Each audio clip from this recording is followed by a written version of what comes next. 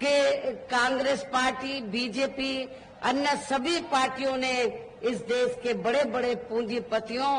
और धन्ना सेठों से चुनाव में, खासकर चुनाव में बॉन्ड के जरिए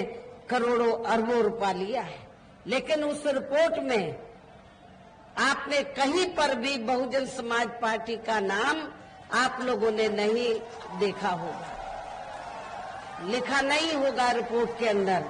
बहुजन समाज पार्टी ने एक भी रुपया किसी भी बड़े पूंजीपति या धन्ना सेठ आदि से नहीं लिया है। और आप लोगों को ये मालूम है कि हमारी पार्टी जब से बनी है तब से लेके अब तक हमारी पार्टी तो देश के किसी भी छोटे या बड़े पूंजीपति या धन्ना सेठ से पार्टी के संगठन को चलाने व चुनाव आदि लड़ाने के लिए कोई पैसा नहीं लेती है, बल्कि हमारी पार्टी अपने कार्यकर्ताओं से ही तो उनके आर्थिक मदद से ही थोड़ा थोड़ा धन इकट्ठा करके तो पार्टी के संगठन को चलाती है, अपने केंद्र कार्यालय को चलाती है, दफ्तरों को चलाती है। और जब चुनाव होता है तो चुनाव में भी हमारी पार्टी अपने कार्यकर्ताओं की आर्थिक मदद के साथ साथ अपने उम्मीदवारों से भी यही अपील करती है कि जब आप अपने चुनाव में इतना पैसा लगा रहे हैं तो थोड़ा पैसा तो मेरे चुनावी दौरे पर भी आप लोगों को मदद के तौर पर देना चाहिए। तो इसलिए कहने का तात्पर्य ये है कि हमारी पार्टी अपने कार्यकर्ताओं से विभिन्न रूपों में मेंबरशिप के जरिए, जन्मदिन के मौके पर तो जन्मदिन के जरिए तो थोड़ा थोड़ा धन इकट्ठा करके अपनी मूवमेंट को चलाती है, चुनाव आदि भी लड़ाती है। लेकिन दूसरी पार्टियों की तरह बड़े बड़े पूंजीपतियों और धन्ना सेठों से बॉन्ड आदि के जरिए पैसा नहीं लेती है, जो अब ये मामला माननीय सुप्रीम कोर्ट में चल रहा है, जिसमें बहुजन समाज पार्टी का नाम आप लोगों को कहीं भी सुनने के लिए नहीं मिलेगा। इसके साथ ही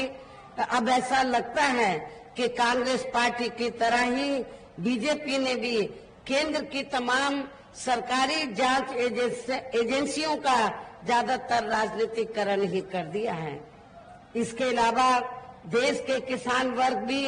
वर्तमान बीजेपी की सरकार में शुरू से ही अपनी विभिन्न समस्याओं को लेकर काफी ज्यादा दुखी व परेशान रहे हैं और अभी भी हैं। जबकि यूपी में 4 बार हमारी पार्टी की रही सरकार ने इनके हितों का भी हर स्तर पर विशेष ध्यान रखा है। आप लोगों को ये मालूम है कि जब भी बीएसपी के नेतृत्व में यूपी की सरकार रही है तो हमारी पार्टी की सरकार ने तो किसानों को खेती करने के लिए समय से सस्ते साधन उपलब्ध कराए हैं और उनकी फसल का भी उचित दाम हमारी सरकार ने दिया है। इतना ही नहीं बल्कि केंद्र में पूर्व की रही कांग्रेसी सरकार की तरह ही वर्तमान भाजपा सरकार में भी इनकी जातिवादी, हीन, सांप्रदायिक एवं पूंजीवादी सोच व नीतियों के चलते ही पूरे देश में सर्व समाज में से खासकर गरीबों, दलितों, आदिवासियों, पिछड़े वर्गों, मुस्लिम एवं अन्य धार्मिक अल्पसंख्यक समाज के लोगों का भी पूर्ण रूप से विकास व उत्थान आदि नहीं हो सका है।